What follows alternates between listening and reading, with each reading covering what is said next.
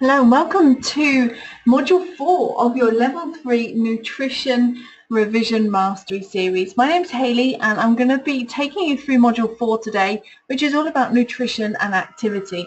And this is where everything you've learned, all of those foundations in the previous 3 modules, go that next step in applying it alongside what you know about activity, what you know about the body and the energy systems that we use, and then combining those together so you can actually offer advice to clients about nutrition and how that varies depending on the activity that they're doing. So this is where we go that extra step a little bit deeper into really what's going on from a client point of view. And I've thrown in some really advanced kind of sports nutrition principles in there as well. So not only is this appropriate for your exam, but it'll also really help you with working with clients and clients that are doing activity. So, for example, if you're anything from a Pilates instructor right through to a personal trainer or a back pain specialist, then you know that your client is going to be doing activity as part of that. And they might be super endurance athletes, or they might be have strength-based goals. They might be bodybuilders. They might just be doing basic small amounts of movement from one class per week, but they are moving and they do have activity as part of their lifestyle. So we need to factor that in as part of their energy requirements and the specific types of energy requirements that different sports have. So we're going to look at that in a little bit more detail. And the things we're going to include are understanding which foods fuel exercise, and by the end of this module you'll also be able to describe how we generate energy from macros. So the food that we eat, how does that then become energy? And then understand pre and post workout nutrition. Probably the biggest question I ever get asked in relation to nutrition is, what do I eat before and what do I eat after, or how do I make sure I'm totally fueled, ready for my workout? So really important part to understand. Hydration in exercise and sport is also going to go in there. So how much fluid should our clients be drinking during their exercise, and what types of drinks? There's lots of sports drinks out there. What types of drinks are best for them? Now these all come up as part of your exam, but we're also in relation to your clients. So that fundamentals of knowing that how to work with your clients safely and effectively through activity and nutrition. Now, there is obviously the cheat sheet that you can download as well, and as you have been doing on all previous 3 modules, you'll know that this is next to the video, and you literally just click download. That will send it into your computer, so you can literally work on your cheat sheet questions straight away. So that's our plan for today for the module 4. If you want to do that cheat sheet right at the very end, you can test your competency with it, or you can work on it throughout as we head on through. So let's look straight in with food as fuel. So this is like, how do we use the food that we take in? And a lot of people see food as being food, something that you enjoy socially. It means different things to different people. It might mean a social event. It might mean a taste, a sensation, an emotion. But in its rawest form, it is just fuel. And we use those carbs, fats and proteins to create ATP. And that adenosine triphosphate, which you remember from your anatomy and physiology, if you haven't yet, dive on over there, and that allows us to have a muscle contraction. So any activity that we do, even now whilst you're sitting down writing notes, you're contracting muscles. Your ATP is needed. So we need to use what we've eaten in order to create that energy. So carbohydrates get broken down into glucose. Now we were talking about this in previous modules, so in particular in the macro module. So carbs get broken down into glucose, and glucose is used in 2 energy systems, both aerobic and anaerobic energy systems. We use it in everything basically. So you need to make sure there is a certain level of glucose going into the body, or carbohydrates going into the body. And this generally is the biggest problem when people say they need to go on a low carbohydrate diet, is that they start cutting out a lot of their carbohydrates, but don't acknowledge the fact that that carbohydrate fuels our aerobic and anaerobic energy. So it's bad enough if they're then going to go on and do daily activities, go for a walk, do a Pilates session, do something lower end that's aerobic. But if they go and choose to do something very anaerobic, let's say a HIIT session, something that's going to be really anaerobic, they're not going to be able to access that in the same way either.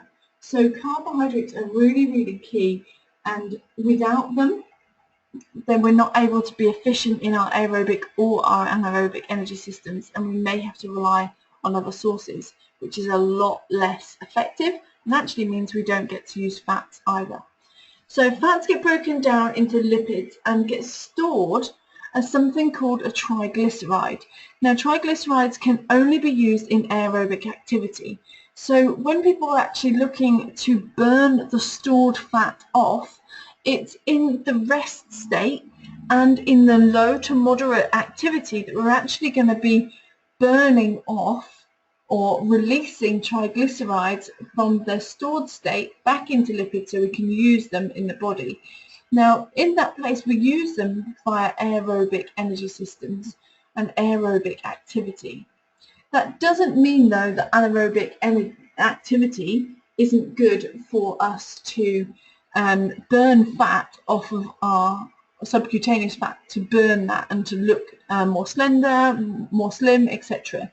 Because the calorie burn in anaerobic is a lot more and needs to be then replaced back in the system, so it can still create the release of triglycerides from a stored capacity later on. So that's that afterburn effect that's very, very effective. So proteins get broken down into amino acids, and proteins are only used a small amount for energy. They're mostly growth and repair. So they are more likely to be used in endurance or low carb supply. So remember when I said if we're totally running out of carbs, we then can't access fats, which means that we have to rely on our proteins. So we either get them broken down from what we've stored, which is our muscles or our organs, or we have to use that from the foods that we've consumed via amino acids. And they can only be used in aerobic activity, and it's very rare for them to be used. And generally that's happening with endurance or where the low carb is being supplied to the body. So let's break down this a little bit more. I want to show you something pretty funky here in relation to the actual when we start using different energy systems, and I think that's kind of the easiest way of explaining this. So first of all, that you can see that you've got the time along the top here, and then you've got the systems being used at the bottom here. And then each of these are the types of exercises.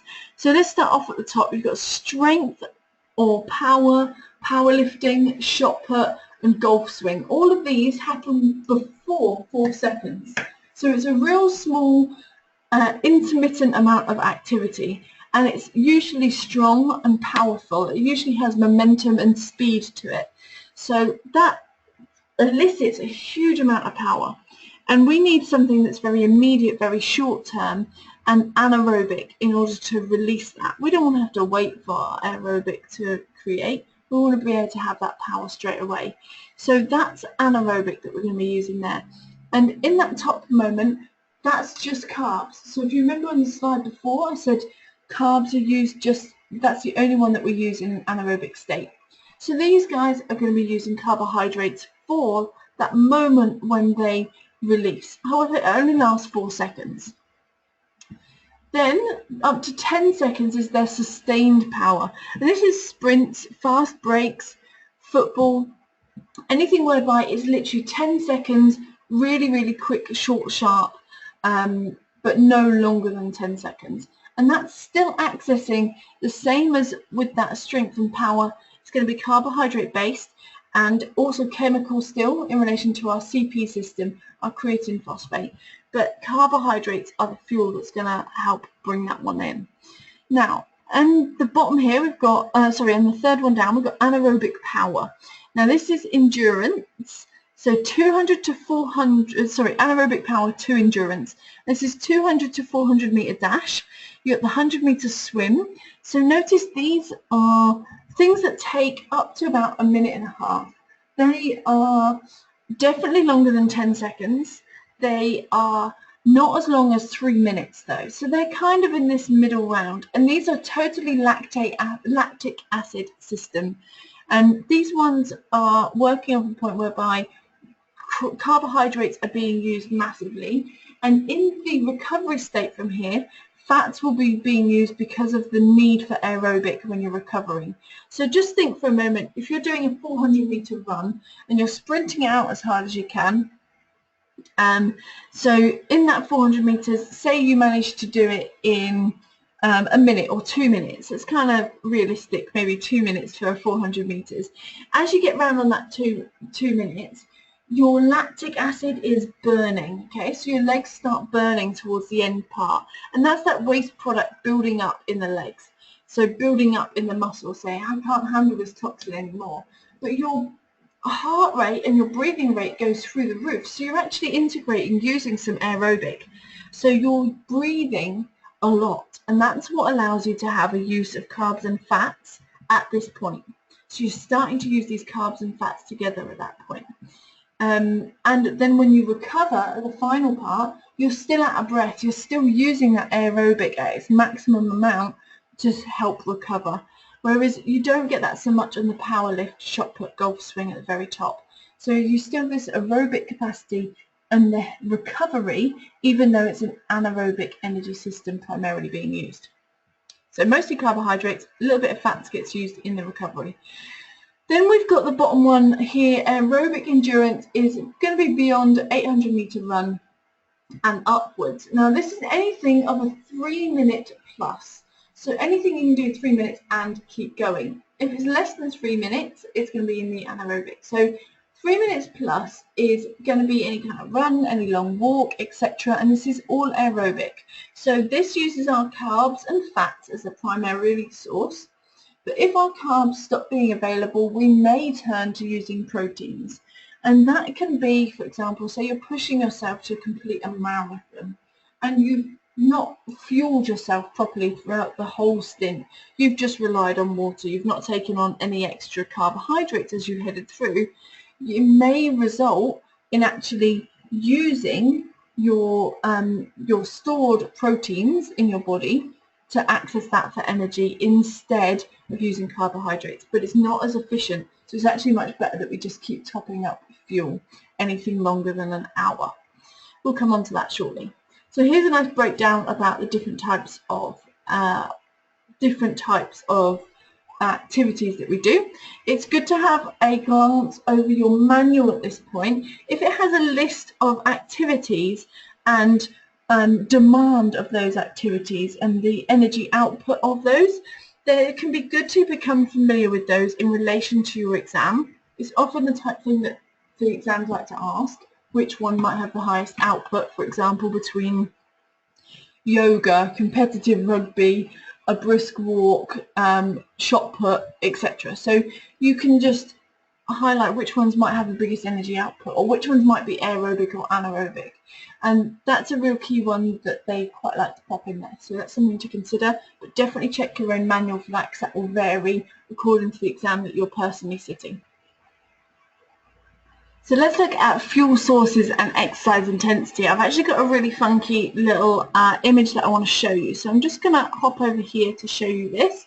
Let's make this nice and big.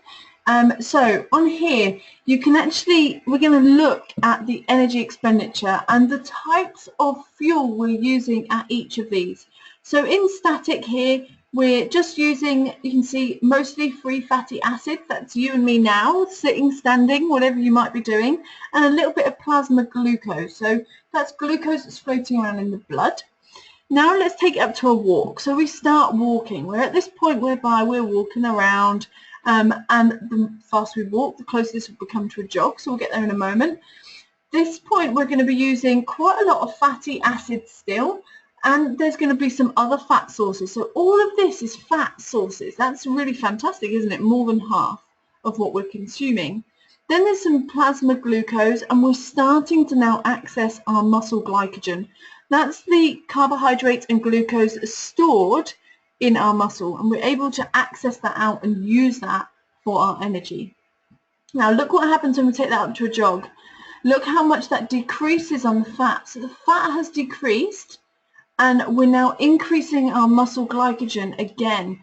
Next level stuff, right up to 15 calories per minute, right up here. Okay, now let's take it up to fast run. Really observe what happens with the fats, which are the bottom two here.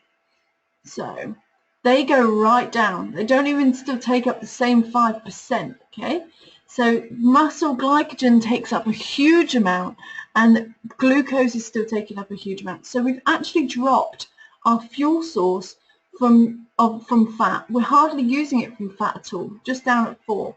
Now look at how that changes when we go back. Lovely. We're right up at 7 when we're jogging, and it stays around that around the walk. The only thing that's different between the walk and the jog is that we add more muscle glycogen, and then before we go into jog, as we change anaerobic system, we cut out the fat, stop using that as much at all, and really focus on the carbohydrates because we're going anaerobic. Now this is a really great tool, really easy to be able to see and use. I've used it with clients before as well. It's a fantastic way of actually understanding what you're fueling with. So it shows you need to be topped up on your muscle glycogen if you're aiming to be able to actually to use anaerobic energy. So if you want to be doing high fast running, high calorie per minute burning, then you need to make sure there's muscle glycogen in the system, else it's just not going to work. You're not going to be at full potential. So let's head on back to our slides now. First of all, high intensity exercises use proportionately more carb as fuel. We said that. Fat makes up progressively more of the energy required as exercise intensity decreases. We saw that, didn't we? So when it was resting and static, we had a lot more fat as an energy fuel. Now that's illustrated on here as well. So if you look along here, you've got low intensity right down to high intensity. You can see that fat has a reverse curve linear line, and then the muscle glycogen has an increasing linear line all the way across. Now right in this middle point is this sweet spot. That sweet spot is that moment between low and high whereby you're using both fats and glycogen optimally. And you can see that actually at this point you're using a real good combination of them both before it starts to tip to using more glycogen and less fat. And that's really around our anaerobic threshold, where we get to the point where we can't take it any longer at that aerobic point, and we have to change to go anaerobic, and that starts happening here at the anaerobic threshold. Okay, so let's have a look at actually how much food we need if we're doing exercise. How much carbs do we need? So we delved into some requirements for macros when we were looking at macros in the second module. But here we're going to dial into actually what's needed in relation to exercise. You can guarantee that every client you're going to be working with is going to be doing exercise. So this is on top of the portion control and the overall calories that you might be dialing in. This allows you to just make sure they are getting enough carbohydrates for the type of exercise they're doing and the amount of exercise they're doing. Remember, carbohydrates is very important even in anaerobic, but really important for anaerobic in particular. So this is classed on light to moderate, moderate heavy, and heavy, and how they do that for the periods of time that they do that over.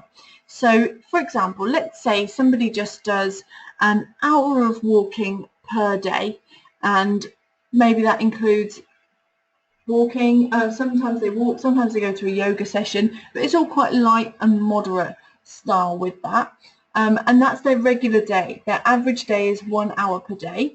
They then need to have 5 to 6 grams of carbohydrate per kilo of body weight per day. So let's say Nancy is 60 kilos, and every day she does an hour of light to moderate activity, variety of different things. Sometimes she goes swimming, sometimes she does yoga, sometimes she goes for a walk, but it's always about an hour per day. She needs to have 5 times her 60 kilo body weight in grams per day. So that's what Nancy needs to make sure that she operates fully. Whereas we compare that to somebody that's training heavily or doing heavy amount of exercise, which is more than 4 hours a day. So let's say somebody is training for a marathon and they have a very, very active job, whereby they're moving things around all day and they're working on their feet for more than 4 hours a day, then you'd encourage 10 grams. So this person is actually having more, a lot more, almost double what Nancy's having in relation to that. So say this person is 60 kilos as well, they need much more, closer to 600 grams than Nancy's 300 grams. So it's important to kind of gauge where your client is and where their activity levels are when you're combining this with carbohydrate requirements. So that's also, I wanted to kind of just highlight something about the severity of training that our clients will go through. So this links massively to this light, moderate, and heavy. And many clients think it's better just to do more and do more and do more and do more. But actually there is a curve, there is a bell curve between the amount of problems that people face, and actually it's encouraged for people to always target around moderate activity and not to take it too high. This graph actually shows the difference between upper respiratory tract infections with the severity of training, but you would have seen a reverse bell curve, the opposite of this, in relation to the benefits of exercise as well, and that shows the exact same relationship. If you're quite low on your severity of training, so maybe you're not doing enough, you don't have enough of a stimulus, you might still be at risk of these respiratory tract infections. You're not doing enough of it. But as soon as you take that up to a moderate amount, you get to that below average, and the health benefits are optimal. But then as soon as you take it too high, you actually can make yourself get overtrained. You can reduce your immunity. So there is a sweet spot that we want to encourage our clients to be in, and making sure they're adequately fueled for that sweet spot on that immunity.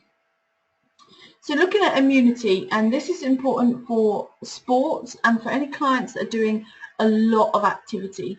So both heavy exercise and nutrition have practices, nutritional practices have separate influences on immune function. So think about it, exercise has a demand on our immunity, and the food we eat has a demand on our immunity.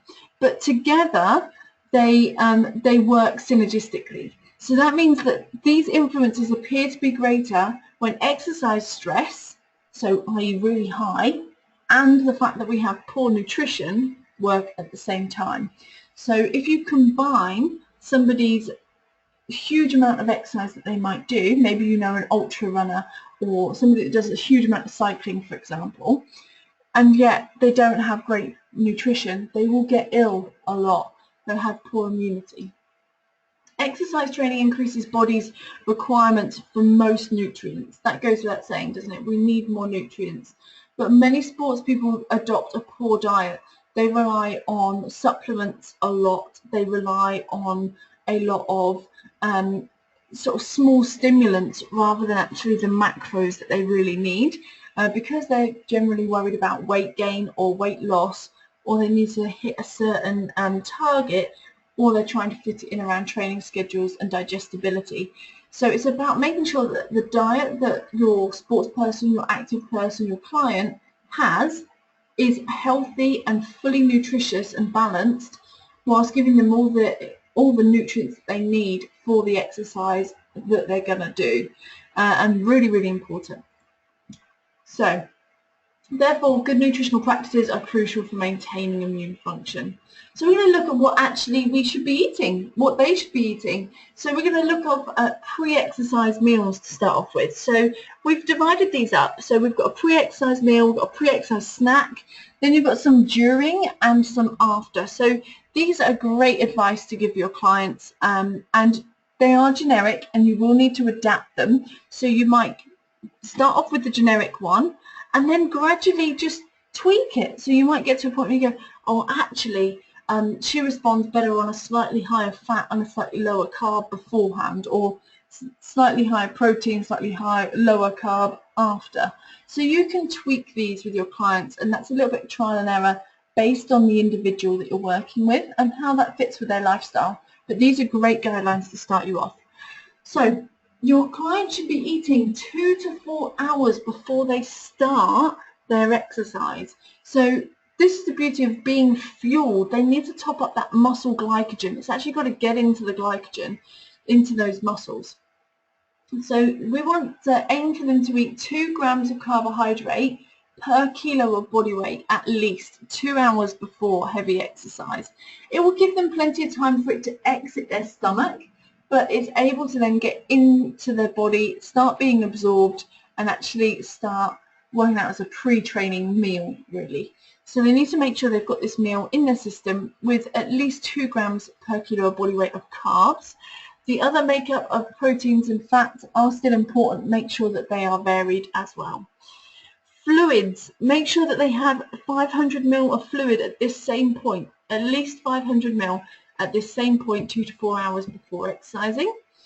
Then make sure 1 to 2 hours, this is only another hour later or 2 later, then they need to top up their glycogen stores with just a small snack that has carbohydrate on it. This might be a banana, it might be a particular homemade carbohydrate-based energy bar. It might be that they have some fruit, have some sweets, have some vegetables, something that is carbohydrate-based, and then ensure that they are adequately hydrated as well. So they're going to drink at least another 250 ml immediately before training. Now we don't want to make this too big because that will jolt around in the stomach a little bit, and we want to make sure that, because what they're eating now won't be digested, it will mostly stay in the stomach, which is why anything that is a little bit faster reacting that can maybe be absorbed around the mouth will be really great, especially if they've got tendency to have stomach upsets during their exercise, depending on what exercise they're doing. Now, what do they need during their exercise? This is the cutoff point, really, is 90 minutes. If they are exercising for longer than 90 minutes, then they need to be consuming about 30 to 60 grams of carbs an hour. Now, which may delay their fatigue and enhance their performance. That's what we're after. So it's about topping up those carbohydrate stores. Now, generally, they're not going to munch down an apple or a banana halfway through their session, but they might get down a sports drink or a particular homemade sports drink, which we'll go into in a moment, which just allows them to top up that carbohydrate stores, and that's with anything longer than about 60 to 90 minutes onwards. So let's look post-exercise. There is a specific window that we need to replenish glycogen at a really high rate. So our glycogen stores respond really quickly to restoration straight away. And a lot of people say that this is a result of protein. Like we need to get the protein in immediately. And it's less about the protein, actually more about the glycogen and the glucose. And the satiety that gives you in your body, because after a workout generally most people are ravishly hungry because they feel low in sugar because they've just worked off a lot of that sugar. So we recommend that generally you take in 1 to 1.2 grams of carb per kilo of body weight, and about 10 to 20 grams of your protein to aid recovery. So for example, they might be taking on 60 grams of carbohydrates and 20 grams of protein as a little combination. That might be in the form of a shake. I quite like a banana and chocolate milkshake because the milk gives the protein, or I use whey protein. The banana and the chocolate gives the carbohydrate. A lot of that is quite quick to react in the system. So yeah, that's one thing that would work. You could go down the route of sort of nuts, and nuts will give you the protein side, so then you need something carbohydrate based. You might then put peanut butter on toast. You might go fruit and nuts, for example. Lots of different things you can do depending on what your client's needs are and what they like eating as well, and what would go down well after the type of session they've done. But they need to now replace 150% of the fluids lost. So depending on how much of a sweaty session it is, they may well lose physical weight during their session. So that's the beauty of weighing in before your session, weighing in after your session, and then those grams difference should be replaced by 1.5 times what you've lost in grams. It should be replaced with water. So let's have a look at some recovery snacks. Let's see where we're at with this. Design a suitable recovery snack for your client to have immediately after training. So there's a really strange picture of peanut butter and jam sandwiches, which is not really my idea of an ideal one, but I'll let you guys decide. This should provide 1 to 1.2 grams of carbs per kilo of body weight. So for 60 kilos, you're going to have 60 grams. And they should have 10 to 20 grams protein as well. The ideal ratio, though, is carbs double the amount of protein. So it should be carbs to protein 2 to 1, which means you'd have, say, 60 grams, so 60 grams of carbs, 30 grams of protein in there. So it's about making sure that you have that ideal ratio, and that's why I like the chocolate milkshake in particular. Think about the other nutrients that they will need to ingest, be taking in. What's the quality? What's the quantity like? Would this snack also contain fat and protein or other vitamins and minerals? What is it that, how does that influence alongside their macro plan? So what I'd like you to do is actually to pause the video. I'd like you to design a suitable recovery snack for your client to have immediately after training. You can think about whatever client you want. You can make it yourself. You can make it your case study client that you're working on. But just have a think of what would be suitable for them to have that has 2 lots of carb to 1 lot of protein. And then I'll just suggest you write this down, and then when you finish the video, go on through to the cheat sheet. The question appears in there, and you'll see the answers that we've put down as some suggestions. You can see how it all matches up from there. So pause the video and do your recovery snacks question. So now let's look in relation to multi-training sessions. Now we know not many of our clients will just do 1 session a week and then not do any others. It's about how do we keep topping up our energy supplies even though we've been training and then we need to train again the next day or 2 days difference. So we need to make sure that we top them up, and the glycogen stores can continue to deplete over several days if we're not fully fueled. So this one is a fantastic example. The hours along the bottom here, so you've got up to 6 hours and then up to 24, 48, so they're training. You can see this on the dark blue colour with the arrow is actually when they're training. So that's when they're training 3 times, 3 days in a row. Now the muscle glycogen is the symbol of the y-axis, so right the way up the side. And you'll notice they started off their first session really well fueled. Let's follow the dark line to start off with, the dark blue line. This is someone on a high carb diet. Straight away, they have refueled their glycogen stores almost enough. It's not totally there. It's still not totally proficient, but they're topping it up as they go along. And that means that when they start their second session, like 24 hours later, they are fueled enough to perform. But notice that it still goes down, and still goes down lower than it was on the session before that. So then they take on their high carb diet and it takes it up a little bit more, and it gets back up but not fully replenished. And that's because there'll be muscle damage happening as a result of the workout that this person's done. So as a result, there can't be full glycogen top up. We need to make sure they're fully recovered. And it continues like this until they have a good rest day, a good feed, which allows them to replenish all those glycogen stores. Now, how is that different with a low carb diet? Start off with same effect, but the difference becomes in that recovery process over that first 24 hours, they're not regaining the glycogen they need because they're not taking it in to the body. So remember, this is a low carb, not even a zero carb, like a low carb diet. They're taking in some, but it's just not managing to replenish those glycogen stores. They've got the damage of the cells, just like the high carb person, but they're not taking the fuels that they need. Then it drops even further, and they don't manage to totally replenish, hardly at all, and it drops even further after the third workout session. So really, my advice to you when you're working with your clients is be careful of the advice you give in relation to high and low carb diets. It should run alongside their training sessions, and you should find a way to map that for them. If they're not reaching optimal performances in their second and third training session, then your big highlight, the things to really think about and look into, is going to be their nutrition, in particular their carbohydrate intake. Fab. So when we damage our muscles, this is a great image. I'm sure we've probably seen this before in relation to pushing out those last few reps. Love it. So muscle damage delays glycogen replenishment. So when you rip all of your actin and myosin, like this guy's doing across his pectoral muscles right now, he rips all of those actin and myosins and they get micro tears.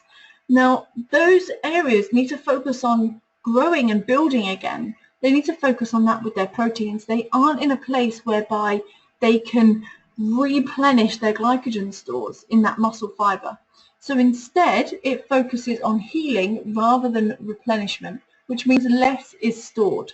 So refueling can take 7 to 10 days following certain exercise because the healing process is still happening. So that's a really important one to consider with your clients. Explosive heavyweight training, sprinting or plyometric training will cause more fiber damage, and that's obviously going to delay glycogen replenishment a lot more than, say, just going for a walk. So consider where this leaves with your clients, where you train and when you ask them to train. How do you put their most heavy sessions? Is that before a nice good rest period? Is that right at the beginning of a week? Where are they in particular? And one thing I would say to be really careful of here is if they do a mixture of endurance and heavyweight training, for example, that could be conflict in itself, but that's a side note. They start off and they do, say, a heavy session like this guy's doing here on screen, heavy bench pressing, heavy explosive work on his squats, etc. Then he tears a lot of muscle fibers and he has a day off. The next day he goes into doing running. He's not going to have the glycogen required to do his gentle jog or his run. Which means that he's not going to be in a place whereby he can access as much muscle glycogen, and he's not going to be at peak performance because he's teared all those muscle fibers and he's not got the glycogen replenishment in the muscles. It's a real key thing to consider about the timings of your workouts. Okay, let's talk water. So I hope also, by the way, as we've been going through this, you've been topping up, drinking as you go. This is probably one of the key things that clients in any goal need to do, is they just need to drink more water. And I've lost count of the amount of times I've said that to clients. Now, we basically have 70% of our our body is made up of water, of our body weight. And actually, that's amazing if you think 70% of the earth is water as well. There's something in that, isn't there? So 70% of our body weight is water. A 12% loss in water is fatal. So we only have a small margin to work in. Now, usually we say 2.8 litres of water is expelled per day through normal bodily functions, going to the toilet, sweating, respiration.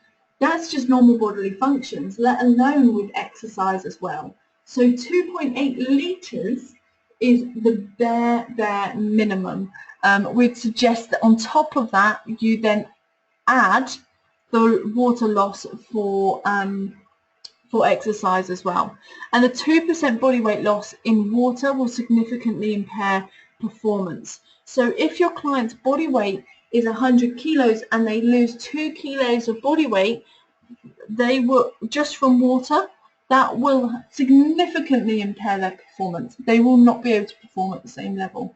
And if you think about endurance races whereby people aren't drinking enough, their performance declines. Their ability to run that same minute mile declines as they head on through the race because they're getting more and more dehydrated. Athletes must replace daily fluid losses and losses through exercise as well. So what are the effects of dehydration on performance? This guy looks dehydrated, doesn't he? Lovely socks. Fantastic. He's obviously run his marathon and is absolutely dehydrated, tired out, exhausted. And the effect of this is a raise in body temperature. He's going to be steaming hot. He's going to have impaired mental skills. So I'm sure you've had this before. You're just not drunk enough and you get that mental fog setting and you're kind of a little bit hazy, not really sure what's going on.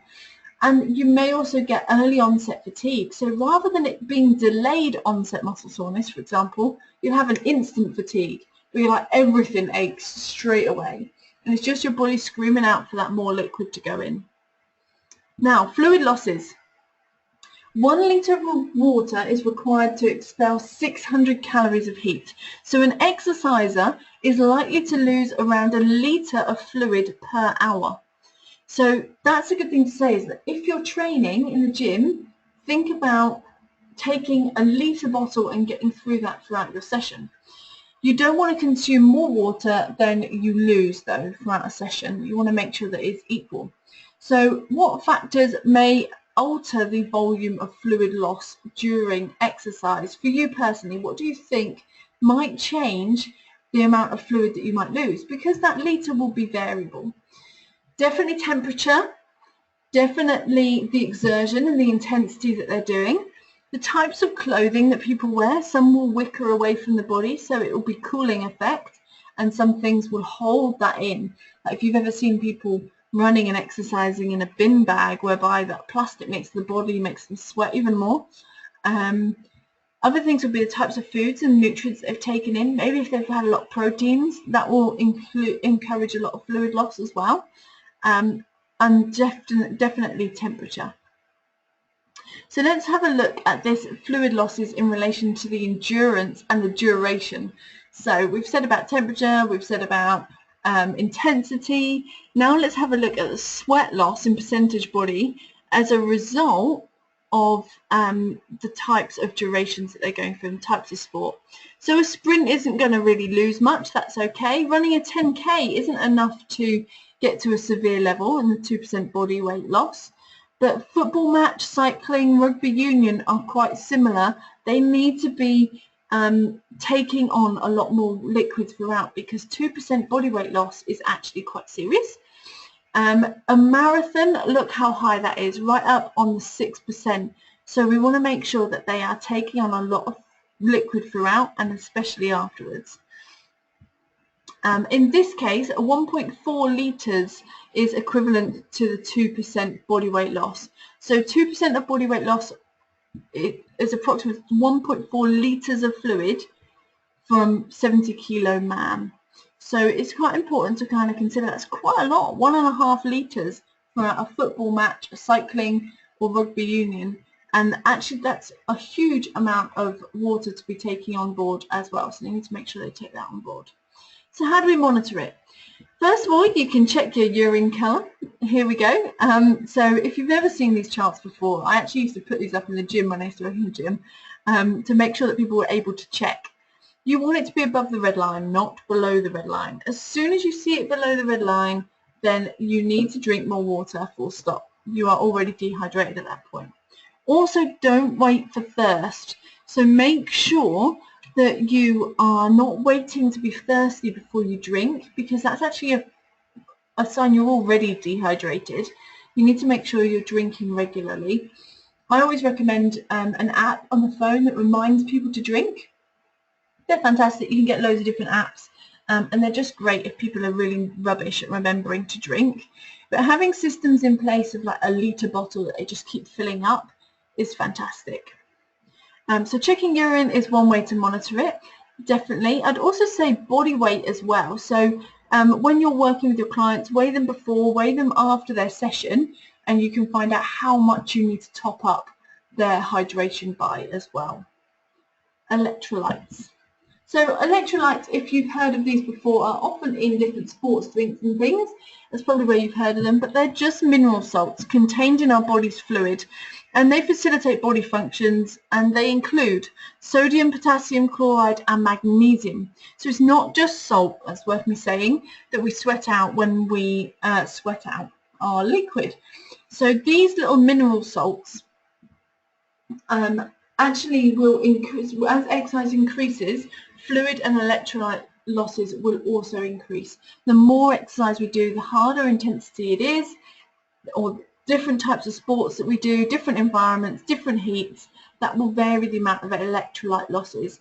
And it's important to replace these alongside water in a session, especially if it's more than an hour. So during events that stimulate high electrolyte losses or exercise longer than 1 hour, it's recommended to drink fluids that contain sodium. So making sure that that client has got a little bit of salt in their liquid is going to make a massive difference. One thing that I've done here before as a sports drink for somebody that didn't want processed sports drinks was just half of their water bottle was made out of orange juice, so a fresh orange juice, and then half of it was water, and then they had a pinch of salt in there as well. And it just meant that they had the carbohydrates from their orange juice, they had the liquid from the orange juice and the water, and they had the salt, which gave them the sodium to be able to replace the electrolytes. Now, sodium also stimulates thirst and can therefore help to effectively replace fluid as well. So it will make you feel thirsty, so it will make you want to drink more, basically. So let's look at hyponatremia, and you may well have heard of this, I'm not sure. The hypo, it means less than. So drinking too much fluid during exercise can dilute the sodium content.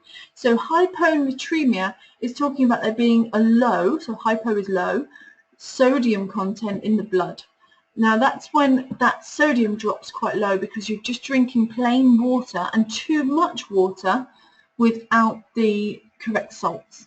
The symptoms are nausea, vomiting, headache, confusion, loss of energy, muscle weakness, spasms, cramps, and it's recommended then that you don't drink so much that you gain weight during exercise. So if you weigh your client at the beginning of the session and they're 62 kilos and you weigh them afterwards and they're 61, fantastic. You then put back in the 1 kilo times 1.5. So, and put that into litres. So they're going to take on 1.5 litres of water. And then it's recommended that there's a little bit of electrolyte in there if it's more than an hour. The other side of that is to make sure that they're not taking on, so that if they get on the scales, they're 62 when they start and they get off and they're 63 when they finish, it's because they've consumed a huge amount of water throughout the whole session to the point they've increased. So, sports drinks, which to choose? Now, there are different types of sports drinks, and hypotonic means it's all about the carbohydrate content and the electrolyte content. So we're talking about carbohydrate content in particular. So the carbohydrate content of anything that's got the word tonic in it. So if you see this word tonic, that means it's about carbohydrate content of the blood. So we're looking at hypotonic is when it's just like water in the respect that it's got less than 4 grams of carbohydrate per 100 ml. So it's a small amount and it's more rapid than water as the carbohydrate content of the drink stimulates water absorption. So it's a tiny amount of carbohydrate in it, and that means that you can replace fluids lost during low to moderate intensity and for exercise that lasts less than 60 minutes. Now, this isn't recommended. Hypotonic is not a real recommended amount. It would generally be suggested that if somebody's looking to lose weight during exercise, that they don't take on hypotonic, they just take on plain water in any exercise that's less than 60 minutes. And that's going to be takes you away from using things like the Lucozade lights that are low in calorie, but really they're still providing calories whilst working out. Most people don't need that. Then you've got something called isotonic. Now, isotonic is the preferred sports drink level, and that's when you've got 4 to 8 grams of carbohydrate per 100 ml. This is that orange juice combination I was telling you about as well. And this is where carbs and electrolytes concentration is equivalent to that of the body. And that's what ISO means, same as. So it's same as that in the body. And this is great if your client is exercising for longer than 60 minutes. And they need something that's going to be able to give them a sugary kick, some sort of carbohydrate kick to see them through the remainder of their session. However, if it is 60 minutes or less, water is fine, and anything hypotonic is fine. So a hypertonic is something where the carbohydrate source and concentration is greater than 8 grams per 100 ml. And this is going to be, it actually slows down the efficiency, and it's not recommended for fluid replacement during training at all, which is why you'll be not surprised to see things like Coca-Cola on here We don't use it for fluid replacement during sports, but it is hypertonic. It means that there is a high carbohydrate rate, higher than the blood, which means that as soon as it goes into the system, it's going to be very effective at topping up glucose. So really we recommend isotonic for those that are doing exercise lasting more than 60 minutes, and hypotonic or water for those lasting anything 60 minutes or less. So that's a real good overview of a lot of stuff in relation to physical activity and nutrition, and I've gone into quite a lot of information on sports nutrition as well, because a lot of you will be working and training with people that are seriously active and doing a lot of, say, endurance work or training hard, and they need to be seen as athletes in relation to their nutrition and working on that pre-post exercise nutrition. So let's now look at a couple of little exercises, a couple of little questions just to set you off on checking how much this has all set in your brain, and then at the end of this, feel free to go and download the cheat sheet and go through the questions. You'll also have the answer for that recovery snacks in there as well. So what does the phrase fat burns in a carbohydrate flame refer to? So question 1, what does the phrase fat burns in a carbohydrate flame refer to? Is it the aerobic energy system, the anaerobic lactic acid system, the phosphocreatine system, or the metabolism of ketone bodies? So A, B, C, or D, which would you say is the answer in relation to working out what fat burns in a carbohydrate flame? Now give yourself a second. If you need to, just pause the video. That's absolutely perfect. I'm going to give you the answer now. So the answer is A, aerobic energy system, and the reason for that is that fat can only be burnt when we have carbohydrates present in the body, and that only happens in the aerobic system. We only use fat in the aerobic energy system. The others, anaerobic and phosphocreatine systems, are all anaerobic. They just use carbohydrate, and ketone bodies are done in an area where there's really low carb, so it's low carb metabolism.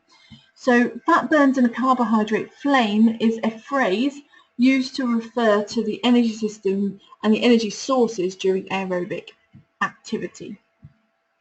So question 2, which sports drink, okay, we've only just done this one, which sports drink would be best for an event that takes them longer than 60 minutes to complete? So if it takes your client longer than 60 minutes to complete an event, then what sports drink would you recommend? Isometric, isotonic, hypotonic, or hypertonic?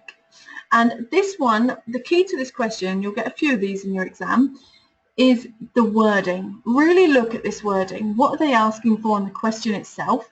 They're asking for something longer than 60 minutes. Now break down the wording on the answers, because that's what will probably confuse most people. There's a couple of words that look very similar. There's the difference between isometric and isotonic. There's the difference between hypotonic and hypertonic. So make sure you don't just jump to an idea. So pause this one, have a little think, and then come back and grab the answer. So I'm going to do the answer now for you. The answer to this one is B, isotonic.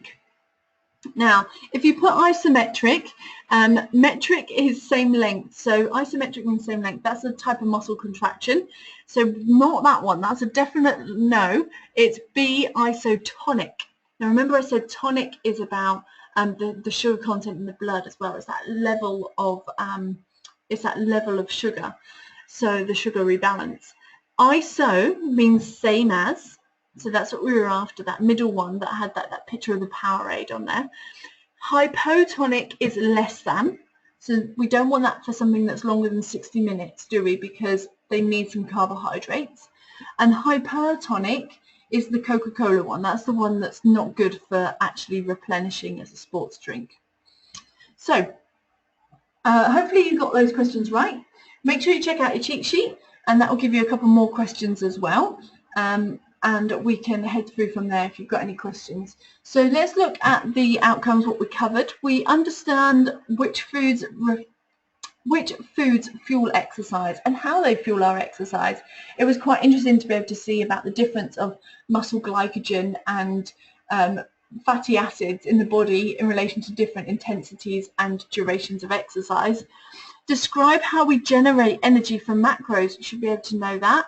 And also understand pre and post workout nutrition as well. The other side is hydration in exercise and sport. We went into that in quite a lot of detail, so you should be aware of the importance of making sure you're fully hydrated, and hopefully that made you want to go away and drink some water as well.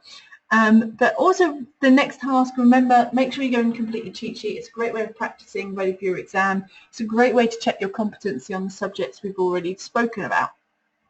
So that is it for Module 4, Nutrition and Activity. If you have any questions, you can get hold of me at info@parallel-coaching.com. There are some answers to the recovery snack question in that cheat sheet, so make sure you go and download that. It's just next to the video here.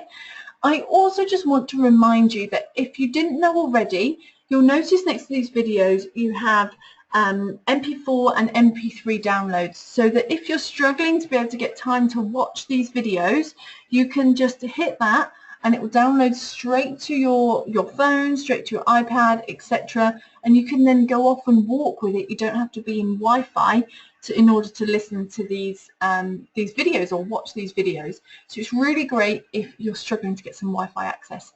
So I thought I'd make sure that you've highlighted those. Also remember to check out the bonuses at the very bottom of this page, and they'll help you through your whole system of practicing ready for your exam. So there are just 2 more modules remaining. I look forward to seeing you on the next one, which is Module 5, and I hope you have a really fantastic day ahead. All the best. Take care. Bye.